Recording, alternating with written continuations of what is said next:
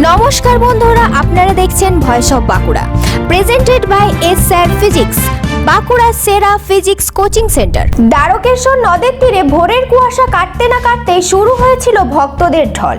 মানুষের প্রাচীন এক্তেশ্বর মন্দির মহাশিবরাত্রি উপলক্ষে হয়ে উঠেছিল শ্রদ্ধা আর বিশ্বাসের এক মিলন ক্ষেত্র।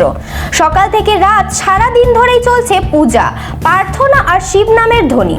হাতে নৈবেদ্য সাজিয়ে দূর দূরান্ত থেকে এসে লাইনে দাঁড়াচ্ছেন ভক্তরা।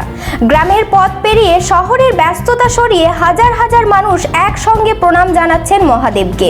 এত মানুষের উপস্থিতিতেও শৃঙ্খলা চোখে পড়ার মতো।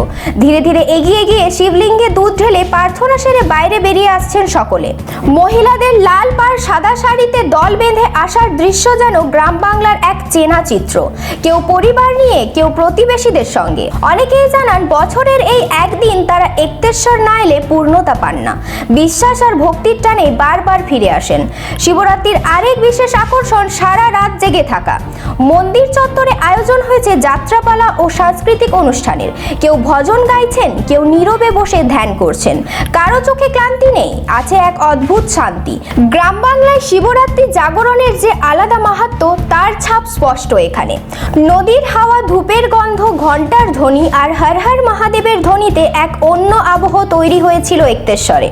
ভক্তি, আবেগ আর আধ্যাত্মিকতার এই মিলন মেলা যেন মনে করিয়ে দেয় ধর্ম শুধু আচার নয়, এক গভীর অনুভব।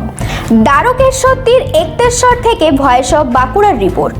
এই ধরনের গুরুত্বপূর্ণ খবর সবার আগে পেতে আমাদের চ্যানেলটি সাবস্ক্রাইব করুন আর ভিডিওটি শেয়ার করতে ভুলবেন না। আপনার মতামত কমেন্টে জানান আর লাইক শেয়ার করে ভয়েস অফ বাঁকুড়ার পাশে থাকুন।